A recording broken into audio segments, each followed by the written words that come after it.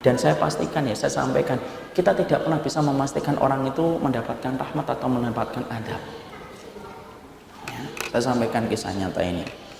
Berapa banyak orang yang disangka penduduk surga, tapi dia itu penduduk neraka. Saya ambilkan kisah yang pertama dari kisahnya sahabat, yang kedua dari kisahnya Sultan Murad yang keempat. Rasulullah itu pernah ketika dalam peperangan, kemudian Nabi itu bersama dengan para sahabatnya, kemudian Nabi melihat ada seseorang yang sedang berjibaku menghadapi musuh-musuh Allah, gagah berani. Nabi berkata singkat, "Atadruna man hada?" Kalian tahu nggak siapa ini? Apakah penduduk surga ataukah penduduk neraka? Semua sahabat yang ada di situ kemudian mengatakan, "Ya Rasulullah, dia itu adalah penduduk surga." Masya Allah, berjibaku membunuh banyak musuh-musuh Allah dan tertebas dengan pedangnya. Kemudian Nabi mengatakan, "La innahu min ahlin nar." Bukan, dia itu penduduk neraka. Dan terjadilah satu sahabat kemudian penasaran dengan apa yang disampaikan Rasul, penasaran, diikuti sahabat tadi yang dikatakan Nabi sebagai penduduk neraka. Dilihatin terus sahabat itu. Ternyata sahabat itu gagah berani, dia menghampiri setiap musuh-musuh Allah. Sampai akhirnya dia tersabet dengan pedang jatuh dari kudanya. Sabetan pedang itu cukup parah dan menyobek dadanya. Kemudian dia akhirnya menghadapi sakaratul maut. Dan ketika menghadapi sakaratul maut, saking beratnya sakaratul maut yang beliau hadapi, kemudian tampaknya beliau tidak sabar menghadapi rasa sakit yang ada. Dia melihat sebilah pedang di sampingnya, diraih sebilah pedang itu, ditusukkan ke tubuhnya berkali-kali, mati. Tapi matinya bukan sebagai penduduk surga, tetapi matinya sebagai penduduk neraka. Karena matinya bukan berperang membela kalimat Allah, tetapi matinya mati bunuh diri. Di situ kita mendapati belum tentu orang yang kita sangka penduduk surga dia itu akan menjadi penduduk surga.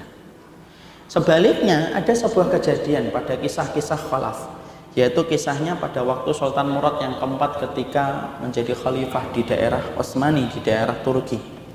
Ada sebuah kisah nyata yang merupakan bentuk karomah dan itu ada dalam kitab. Sultan Murad yang keempat ini tiba-tiba satu waktu dia itu ingin datang ke satu tempat. Ada satu tempat yang ingin didatangi oleh Sultan Murad yang keempat ini, di mana sebab dia ingin mendatangi tempat itu dia tidak ngerti. Pokoknya dia tiba-tiba ingin datang ke wilayah itu. Lalu dia mengkompromikan kepada bawahannya. Bawahannya mengatakan, "Ya sudah Khalifah, kalau memang kamu ingin datang ke wilayah itu walaupun tidak ada kepentingan, ya sudah kami temani. Tapi alangkah baiknya kalau kita berpakaian sebagaimana rakyat jelata saja, supaya kemudian lebih mudah kedatangan kita dan nanti kepulangan kita."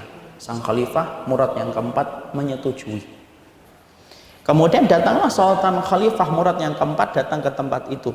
Ketika dia datang ke tempat tersebut, dikagetkan dengan sebuah pemandangan yang tidak lazim. Apa yang dilihat oleh Sultan Murad yang keempat? Dia melihat ada jenazah mati di pinggir jalan, dibiarkan orang lalu lalang dan tidak ada yang memperhatikan. Sultan Murad itu berpikir, ini jenazahnya siapa? Mati di pinggir jalan, tapi orang itu cuek terhadap jenazah itu dan tidak ada satupun orang yang memperhatikan tentang jenazah itu. Lalu kemudian Sultan Murad yang saat itu bersama bawahannya kemudian mengorek-ngorek keterangan dan informasi dari orang yang lalu lalang, dan didapatkanlah informasi orang itu dikatakan sebagai peminum khamr dan pezina.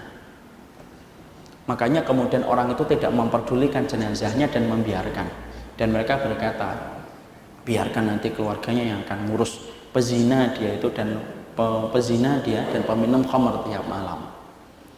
Karena beliau adalah Khalifah Murad, karena beliau itu adalah khalifah dan khalifah itu melindungi dan mengayomi seluruh rakyatnya, kedudukan itu yang menjadikan dia terpanggil untuk ngurus jenazah itu. Walaupun dia tahu dari orang-orang yang berbicara bahwasanya itu adalah peminum khamr dan pezina. Diurus, kemudian ditanya, di mana rumahnya? Lalu kemudian akhirnya Sultan Murad yang keempat yang berpakaian jelata mengetahui di mana informasi alamatnya. Didatangi, dibopong jenazahnya bersama dengan seluruh bawahannya.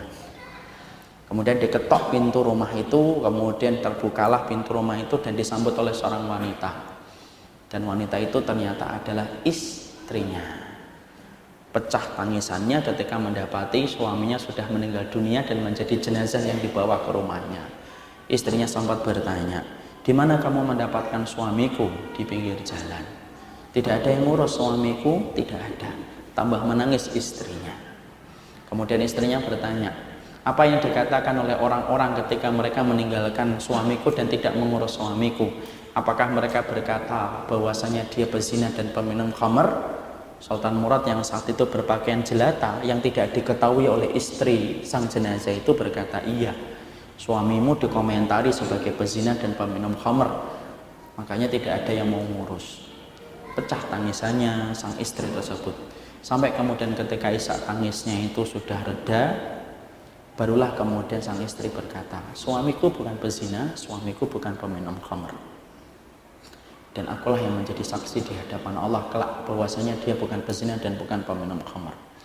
Tahukah engkau kenapa suamiku disebut peminum khamr dan suamiku disebut pezina? Yaitu adalah suamiku kalau dia punya uang tiap malam, maka dia mendatangi warung-warung yang menjual khamr secara sembunyi-sembunyi. Dia beli, dia borong khamr-khamr itu, dia borong khamr-khamr itu, dan kemudian dia bawa tidak ke tempat manapun untuk bermabuk-mabukan. Dia bawa ke rumah, kemudian dia menuangkan setiap botol khamr itu ke tempat pembuangan di kamar mandi, dan saya menjadi saksi perbuatan itu. Kemudian dia berkata ketika aku tanyakan, kenapa kamu melakukan itu? Setidaknya kalau saya borong minuman dia, setidaknya pemilik warung itu dosanya tidak berat, karena apa yang dia jual tidak menjadikan orang itu mabuk. Aku terdiam. Dia pun kalau mempunyai uang kadang-kadang mendatangi perempuan pezina, kemudian diajak ngobrol, kemudian diajak ke rumah. Orang menyangka dia berduaan dengan pezina itu, padahal di rumah dia memberikan uang itu di hadapanku dan dia berkata kepada pezina itu, ini uang, tolong kamu jangan berzina malam ini, cukupi kebutuhanmu malam ini dan malam besok dengan uang yang aku berikan. Lalu dia berkata kepadaku, wahai istriku, tidaklah aku berikan itu kepadanya, semoga dengan uang itu menjadikan dia tidak berlaku dosa hari ini dan besok dengan uang yang kita bagi kepadanya. Kemudian sang istri mengetahui masalah itu, sampai akhirnya terdengarlah desas-desus di luar, orang itu berkata tentang suaminya. Tentunya kita paham ya, telinganya istri lebih besar daripada telinganya suami.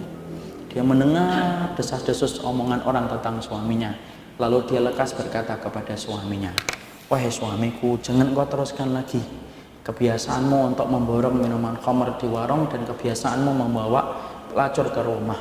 Kenapa? Karena orang di luar sudah santer mengatakan bahwasanya kamu adalah pezina dan peminum khamr.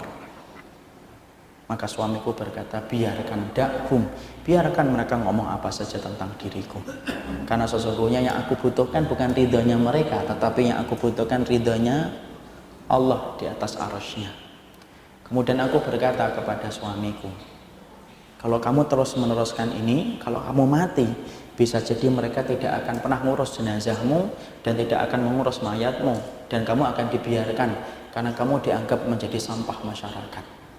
Kemudian suamiku berkata, kalaupun nanti tidak ada yang mengurus orang-orang itu ketika mereka meninggalkan jenazahku dan mayatku, insya Allah Allah akan mengirimkan Khalifah Murad yang keempat untuk datang ke sini dan akan mengurus bagaimana jenazahku ketika meninggal dunia. Dan ternyata kata istrinya, ternyata permintaan istriku, permintaan suamiku tidak terkabul. Kemudian sang laki-laki itu, Sultan Khalifah Murad yang keempat, berkata, enggak, justru permintaan suamimu terkabul. Dibukalah bajunya dan berkata, sayalah Khalifah Murad yang keempat dan saya tidak pernah tahu kenapa Allah kirimkan saya ke tempat ini. Karomah. Di situ kita mendapati apa yang ingin saya sampaikan, bahwasanya kita tidak pernah bisa nebak orang.